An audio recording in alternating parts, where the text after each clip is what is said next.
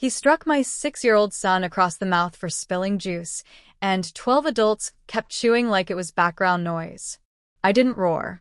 I didn't throw a punch.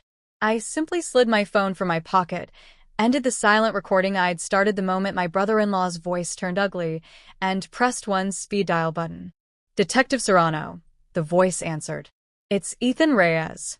I need you at 127 Crestwood Lane. Now." 9 minutes. That's how long it took for the front door to open and the nightmare to end forever. We'd driven 4 hours for this mandatory family healing dinner. My wife Mara had begged, just once for Mom's birthday. Please. I never trusted her brother Gavin. Ex-frat president turned trust fund real estate bro. He'd been drunk since noon, mocking my little startup job and calling my son Liam soft. Liam reached for the juice pitcher. His sleeve caught the glass. It tipped. Purple rivers ran across white linen. Gavin's hand flashed out faster than thought. The slap cracked like a starter pistol. Liam flew sideways off the chair, head bouncing off the floor, lips splitting on impact. Silence. Mara froze. Her mother Dolores actually smirked and said, "Well, somebody had to teach him manners." 12 grown adults. Not one stood up. Not one spoke. They just kept passing the potatoes. I scooped Liam into my arms, pressed my palm to his bleeding mouth, and carried him to the foyer. He was shaking, eyes huge, whispering, "Did I do bad, Daddy?" I kissed the top of his curly head. "You did perfect, buddy. Wait here. Superheroes coming." Back in the dining room, Gavin was laughing, wiping his hand on a napkin like he'd swatted a fly. Dolores raised her glass. To discipline, I looked at every face that used to be family and said, very quietly, "Enjoy your meal. It's the last one any of you eat under the same roof as my son." Gavin snorted. Big words from a guy who can't control his kid. I smiled, the kind of smile that doesn't reach the eyes. Control? Watch this. The doorbell rang.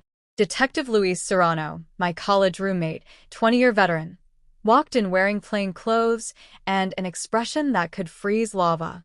He took one look at Liam's swelling face, the perfect adult handprint blooming red, and the temperature in the room dropped 20 degrees. I handed him my phone. Starts at 6:40, 2 p.m. audio and video. Unedited. He watched in silence while Gavin's bravado leaked out through his shoes. Then Serrano turned. "Gavin Michael Harlan, stand up." Gavin tried bravado. "This is insane." Serrano's cuffs clicked open. "Stand up." Mara grabbed my sleeve. Tears instant. "Ethan, he's my brother." I looked at her like I was seeing a stranger. "Your brother just assaulted our child. And you sat there." Dolores tried the Queen Act. "Officer, this is a private family matter." Serrano cut her off. "Ma'am, the state of California considers striking a minor a very public crime." He read Gavin his rights while the man who'd once broken a toddler's lip went the color of spoiled milk. I looked at the table one last time. "Anyone who thinks this was acceptable, stay out of our lives. Permanently." I walked out carrying Liam. He buried his face in my neck and whispered, "Are we going home now?" "Better than home, little man. We're going forward." Divorce was final in 75 days. Judge watched the video once, granted me full custody, supervised visits for Mara only after completed parenting classes she still hasn't started.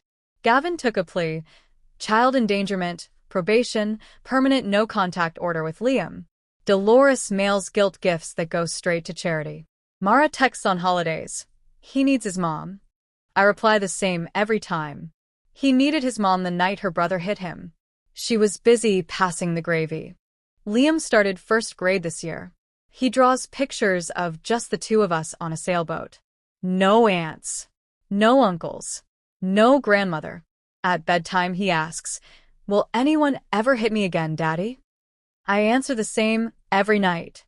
"Not while I'm alive, Captain." Some men fight with anger. I fought with evidence, a badge, and the kind of love that doesn't negotiate with monsters. They thought family meant endure anything. I taught them it means protect. Everything stops the second someone hurts your child. Liam and I eat dinner at 6 o'clock sharp now. Just us. Loud laughs. Sticky fingers. Zero fear. And that's the only legacy I'm building. If you're watching this while making excuses for people who harm your baby, stop.